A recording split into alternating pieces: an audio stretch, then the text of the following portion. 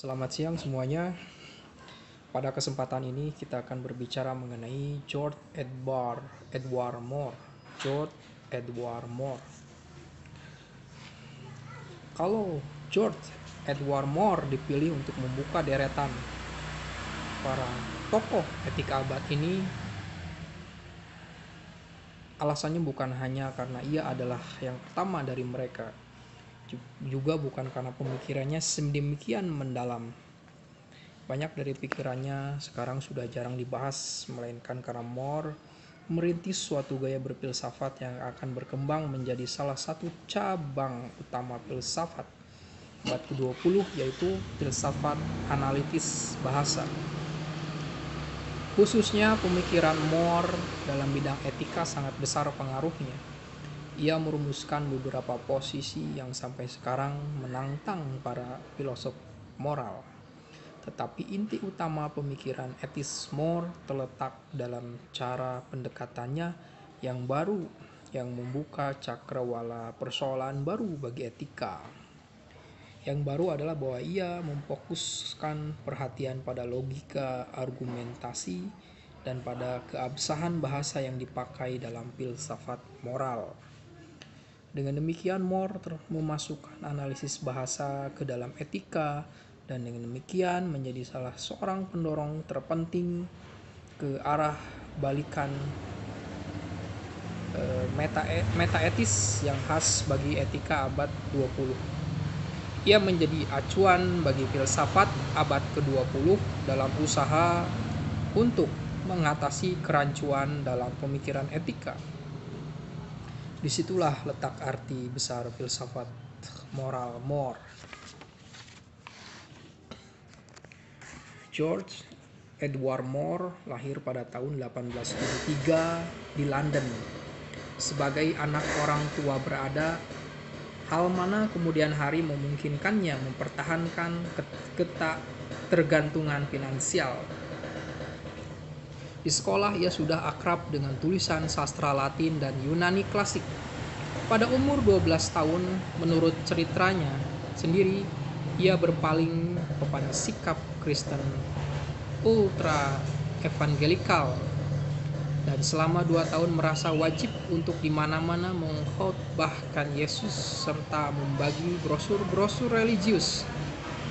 Padahal ia merasa tidak enak melakukannya. Akhirnya ia justru akan menjadi penganut agnostisisme, pandangan yang menyangkal bahwa kita dapat mengetahui sesuatu tentang Allah. Pada tahun 1892, Moore masuk Trinity College di Cambridge. Semula ia studi bahasa dan sastra Latin dan Yunani, tapi kemudian beralih ke filsafat.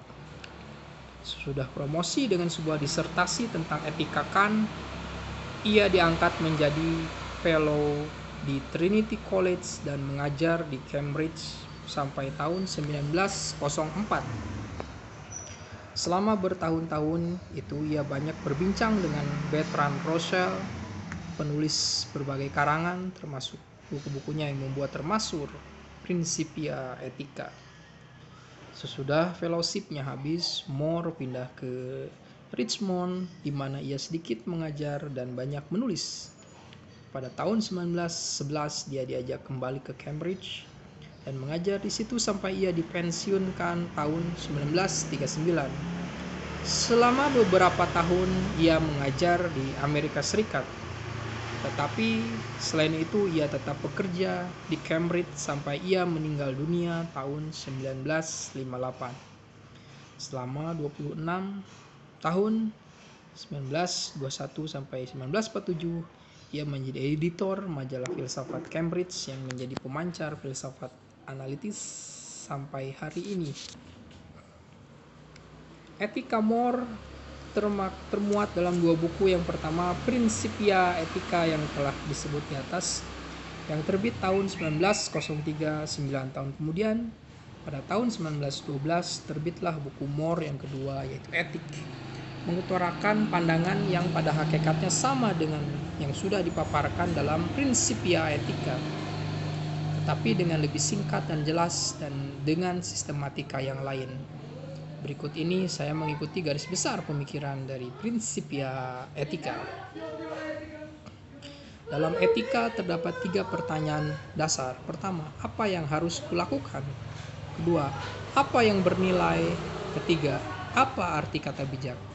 Apa yang harus kulakukan? Apa yang bernilai? Dan apa arti kata bijak? Di antara 3 pertanyaan itu terdapat suatu hubungan logis dari sudut kebutuhan kehidupan praktis. Pertanyaan yang langsung relevan adalah yang pertama, apa yang harus kulakukan? Kita harus mengetahui perbuatan mana yang betul dan mana yang salah. Pertanyaan ini termasuk wilayah bahasan etika normatif yang mencari prinsip-prinsip dasar kelakuan yang secara etis dapat dibenarkan. Kelakuan yang benar adalah kelakuan yang dengan paling tepat melaksanakan apa yang baik. Maka secara logis pertanyaan pertama mengandaikan jawaban atas pertanyaan yang kedua. Kita harus mengetahui terlebih dahulu apa yang baik, baru kita dapat mempertanyakan tindakan mana yang paling cocok untuk mencapai apa yang baik itu.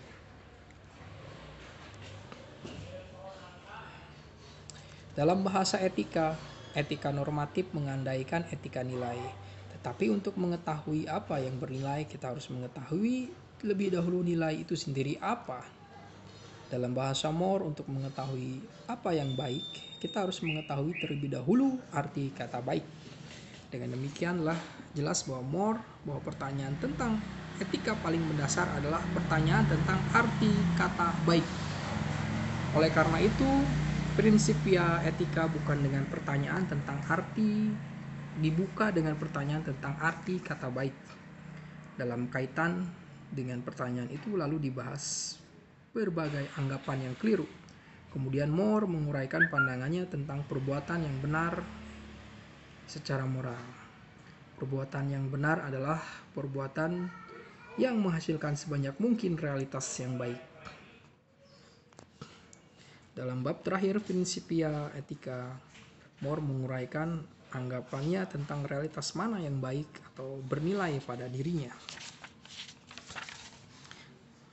Bernilai bagi dirinya sendiri. Jadi Moore lebih mulai dengan pertanyaan ketiga, lalu membahas yang pertama dan akhirnya kedua. Apa itu nilai bijaksana? Apa arti kata baik? Moore menyatakan keheranannya mengapa pertanyaan yang paling dasar ini oleh para filosof sebelumnya selama lebih dari 2000 tahun tidak diberi banyak perhatian.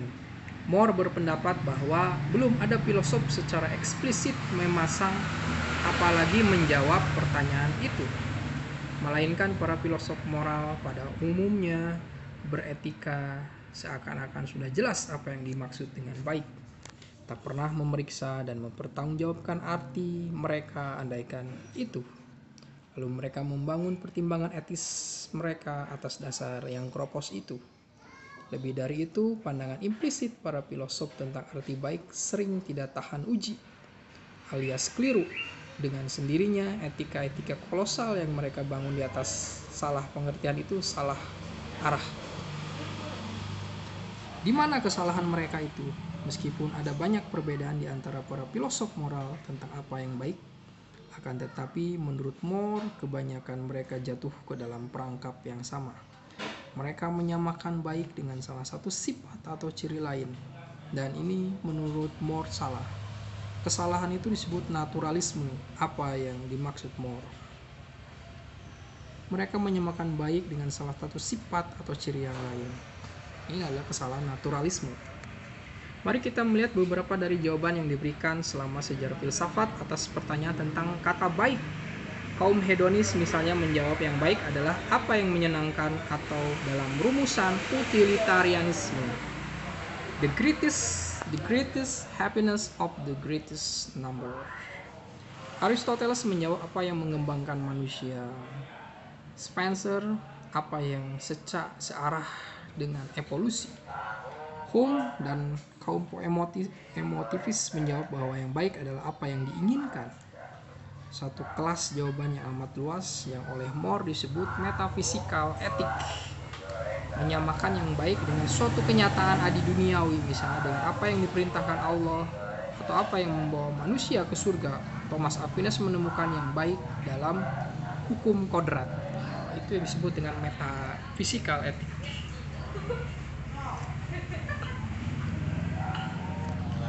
Dan Aquinas yang baik itu di dalam hukum kodrat.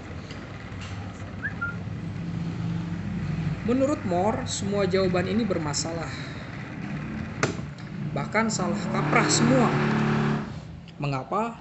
More tidak masuk ke dalam debat tentang pandangan mana yang tadi itu yang betul dan mana yang salah, melainkan yang salah dalam anggapan itu adalah bahwa mereka semua menyamakan baik dengan salah satu ciri fisik atau metafisik. Tetapi menyamakan baik dengan sebuah ciri entah fisik atau metafisik jatuh ke dalam naturalisme, dan karena itu secara prinsipil keliru. Penyamaan ini sebuah kekeliruan. Saya mengusulkan agar pandangan ini disebut kekeliruan naturalistic fallacy. Pernyataan More ini menimbulkan dua pertanyaan. Pertama, mengapa semua pandangan itu disebut naturalisme? Dan kedua, mengapa etika naturalistik beraneka itu dianggap sebagai falasi atau kekeliruan? Sebetulnya jawaban-jawaban di atas itu sangat berbeda satu sama lain, dan karena itu sejarah filsafat moral adalah juga sejarah debat antara penganut pandangan-pandangan itu.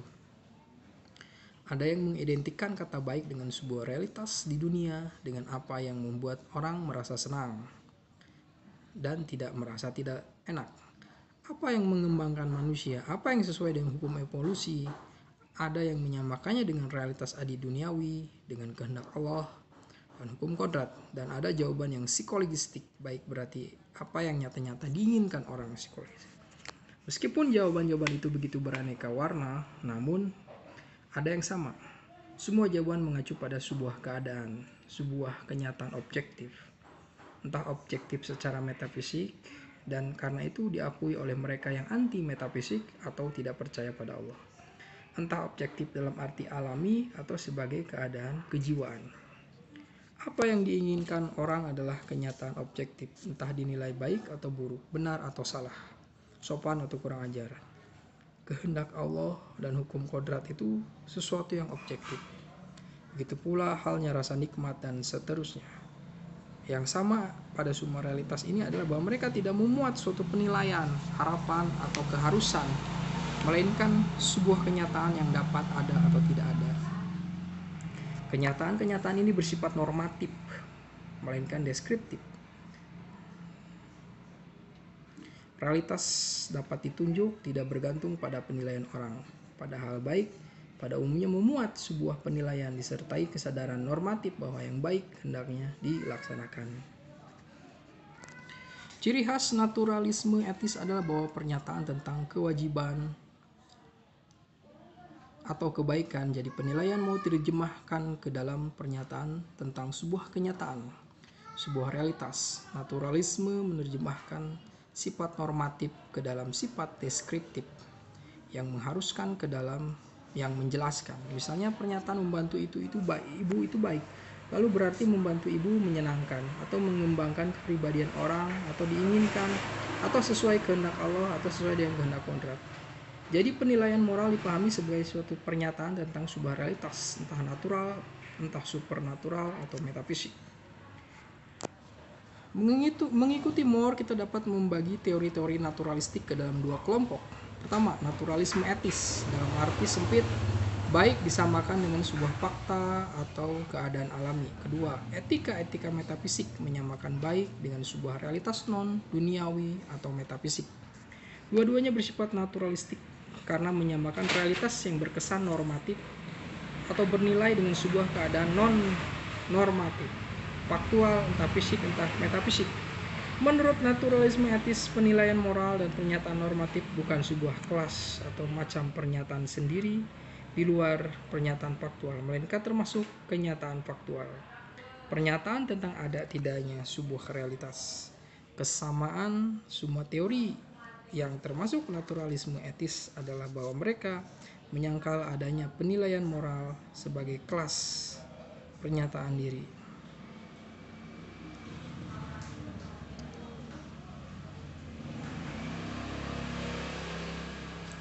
Dari naturalisme etis dapat ditarik kesimpulan bahwa kebaikan moral dapat dibuktikan dengan bantuan ilmu sosial, psikologi atau ilmu kalam, atau dalam etika metafisik oleh metafisika dan teologi. Karena kalau baik berarti terdapat sifat tertentu, maka ilmu yang dapat meneliti ada tidaknya sifat-sifat itu juga membuktikan bahwa sesuatu itu baik. Etika diganti oleh ilmu-ilmu khusus.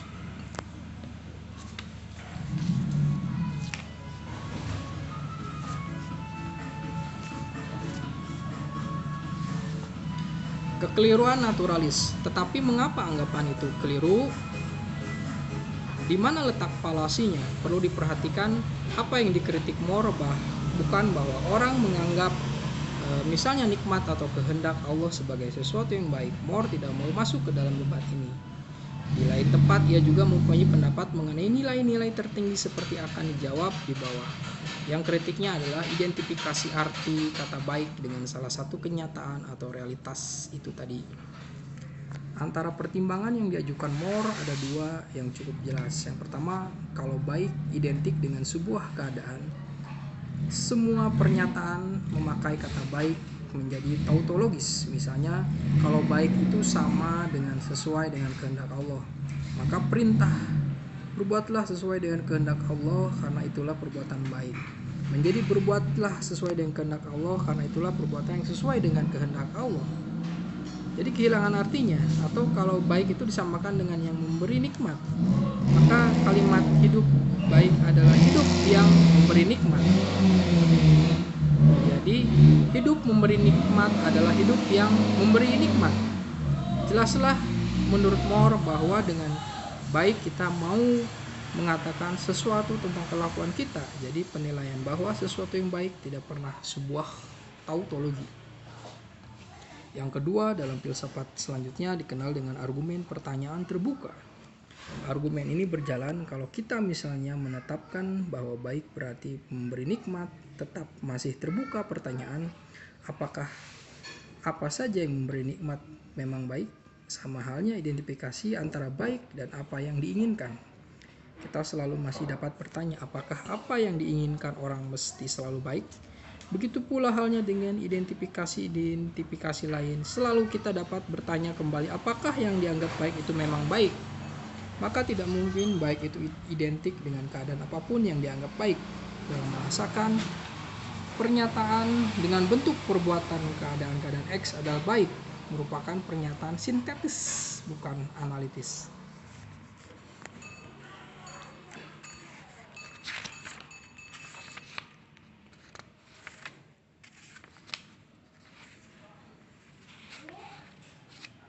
Sebagaimana dapat dibayangkan, debat naturalistik falasi masih tetap berlangsung. Saya tidak akan masuk ke dalamnya, tapi saya mau menunjuk sebuah implikasi yang cukup penting. Dalam filsafat, kita bertemu dengan banyak usaha untuk menggerogoti wibawa moralitas dengan mereduksikannya pada salah satu gejala bukan moral. Misalnya kepada naluri alami, moralitas sebagai kedok naluri yang selalu mencari nikmat, atau pada mekanisme evolusi, misalnya larangan untuk membunuh dikembalikan pada insting alami untuk melestarikan kelompok, atau moralitas dicurigai sebagai sarana kelas atas untuk menguasai kelas-kelas bawah. Usaha seperti ini disebut dengan reduksionalisme. Sebuah kenyataan, keyakinan moral manusia direduksi pada sebuah kenyataan lain. Dengan demikian, moralitas seakan-akan ditelanjangi dari sesuatu yang luhur menjadi sekedar sarana insting atau perasaan atau rekayasa sosial. Moralitas yang dianggap mengenai nilai luhur kemanusiaan, mengenai kewajiban manusia sebagai manusia, seakan-akan hanyalah kedok dari sesuatu yang rendah. Yang khas bagi pendekatan reduksionalisme adalah sosok tidak lebih daripada keyakinan moral, tidak lebih daripada sublimasi naluri, tidak lebih daripada alat kekuasaan, tidak lebih daripada kedok keinginan untuk mencapai nikmat, dan seterusnya. Tidak lebih itu juga berarti bicara tentang kewajiban moral sebenarnya omong kosong. Tidak ada misalnya alam prinsipil untuk tidak membunuh anak cacat. Mengingat hal itu menaikkan mutu genetis umat manusia, tidak perlu merasa bersalah kalau membohongi teman, karena orang bagaimanapun juga selalu mencari nikmatnya sendiri. Terhadap reduksionalisme itu, argumen pertanyaan terbuka, the open question argument, moral merupakan senjata ampuh. Argumen itu menunjukkan bahwa apapun penjelasan yang diberikan terhadap moralitas sebagai kedok insting rekayasa sosial, kita selalu masih dapat bertanya, apakah perbuatan yang Anda anggap tidak terlarang itu dapat dibenarkan? Misalnya, ada orang yang beranggapan bahwa larangan-larangan terhadap pembunuhan anak yang cacat tidak lebih dari sisa insting warisan evolusi. Nah, seandainya pun anggapan ini benar, tetap saja masih dipertanyakan. Tetapi, apakah perbuatan itu dapat dibenarkan? Argumen pertanyaan moral memperlihatkan bahwa kita tidak dapat lari dari pertanyaan inti etika. Perbuatan mana yang dapat dibenarkan? Wacana moral tidak dapat dijelaskan secara memuaskan oleh teori-teori psikologis, sosiologis, ekonomis, dan biologis. Pertanyaan tentang apa yang kita maksud apabila kita menilai sebuah perbuatan sebagai baik atau jahat tetap memerlukan penanganan ilmiah tersendiri yang tidak dapat direduksikan pada ilmu-ilmu alam atau sosial. Fenomen moralitas bukan masalah struktur alami atau sosial manusia.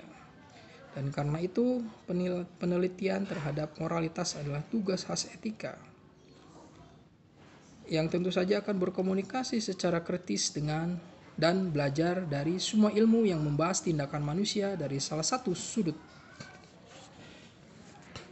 Tetapi apa arti kata baik? Sesudah kita melihat bagaimana Moore menangkis segala percobaan untuk menyamakan baik dengan sebuah keadaan fisik, psikis atau metafisik, jawabannya tidak akan terlalu mengejutkan lagi. Moore menyatakan dengan tegas bahwa kata baik tidak dapat dianalisa lebih lanjut. Baik merupakan sifat primer, simpel yang tidak lagi terdiri dari bagian-bagian atau unsur, dan oleh karena itu juga tidak dapat dianalisis. Baik adalah sesuatu yang kita tangkap secara langsung. Kalaupun kita mengambil 10 perbuatan yang kita nilai baik, lalu memeriksa perbuatan itu, apakah ada kesamaannya, kita tidak akan dapat menemukan arti baik kalau kita tidak mengetahui sebelumnya. Orang yang tidak menangkap arti kata baik dengan segala penjelasan pun tidak akan menangkapnya. Untuk menjelaskan apa yang dimaksud Moore membandingkan baik dengan kuning. Warna kuning memang selalu melekat pada sebuah benda. Pakaian, dinding, pulpen, bendera. Tak ada kuning mengambang di udara, akan tetapi kuning sendiri tidak identik dengan kendaraannya. Bagaimanapun kita menganalisis pakaian, dinding, pulpen, analisis itu tidak menambah apapun pada persepsi kuning itu. Bagi orang yang buta warna, analisis dan pemeriksaan apapun terdapat benda yang kuning tidak akan membuat orang itu mengetahui apa yang disebut kuning oleh orang lain. Orang atau melihat yang kuning atau tidak, dan segala analisis terhadap benda kuning tidak menambah apapun pada pengetahuan itu. Begitu pula kita tidak tahu apa itu kuning. Kalau kita menjelaskan panjang gelombang elektromagnetik berapa yang menimbulkan rasa kuning. Begitu pula orang yang mengerti apa itu baik atau tidak mengertinya. Kalau itu tidak dimengertinya, analisis apapun tidak akan membuatnya mengerti. Jadi pengetahuan tentang arti baik bersifat intuitif. Pengetahuan itu tidak dapat dideduksikan dan tidak merupakan implikasi dari realitas lain. Orang melihatnya atau tidak melihatnya. Kita paling-paling dapat menjelaskan apa yang kita rasakan apabila kita berhadapan dengan kebaikan. Tidak ada kemungkinan untuk membuktikan bahwa sesuatu baik atau buruk. Menurut Moore mengatakan bahwa sebuah benda itu baik pada dirinya. Berarti bahwa keberadaan benda itu baik, bahkan andai kata tidak ada benda lain sama sekali.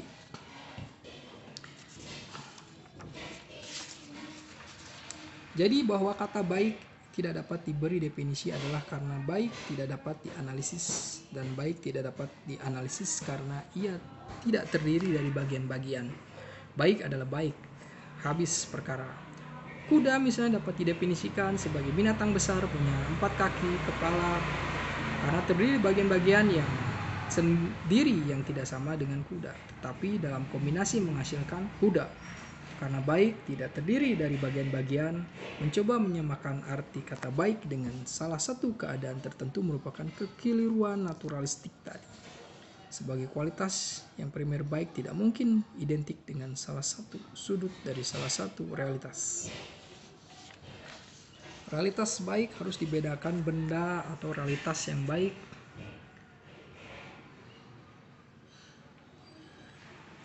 Pencampuran kata baik dengan apa yang baik adalah kekeliruan naturalistik tadi. Ada benda yang lebih dan yang kurang baik. Kadar kebaikan sebuah benda tidak ditentukan oleh kebaikan bagian-bagiannya. Bisa saja terjadi bahwa kebaikan dua benda yang masing-masing memiliki kebaikan rendah, seperti misalnya nikmat pengetahuan, memiliki kadar kebaikan yang tinggi kalau dipersatukan dengan pengetahuan yang memberi nikmat. Inilah teori Moore tentang organic whole, satuan-satuan keutuhan organis. Yang dimaksud adalah bahwa nilai sebuah keutuhan jangan dianggap sama dengan jumlah nilai bagian-bagiannya. Moore menegaskan bahwa penilaian moral jadi penilaian apakah dan sejauh mana sesuatu itu baik atau buruk. Bersifat 100% objektif dalam artian bahwa penilaian itu tidak tergantung dari selera, perasaan, atau insting orang yang menilai. Maka dua realitas yang secara hakiki sama pasti juga sama baiknya.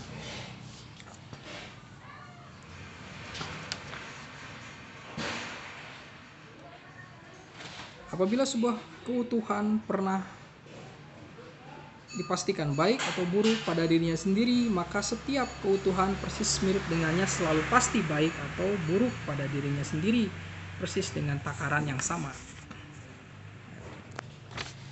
Sama seperti arti kata baik hanya dapat diketahui secara intuitif, begitu pula apakah sebuah realitas baik pada dirinya sendiri hanya dapat diketahui secara intuitif. Tidak ada kemungkinan membuktikan secara argumentatif bahwa sebuah realitas atau tindakan itu baik.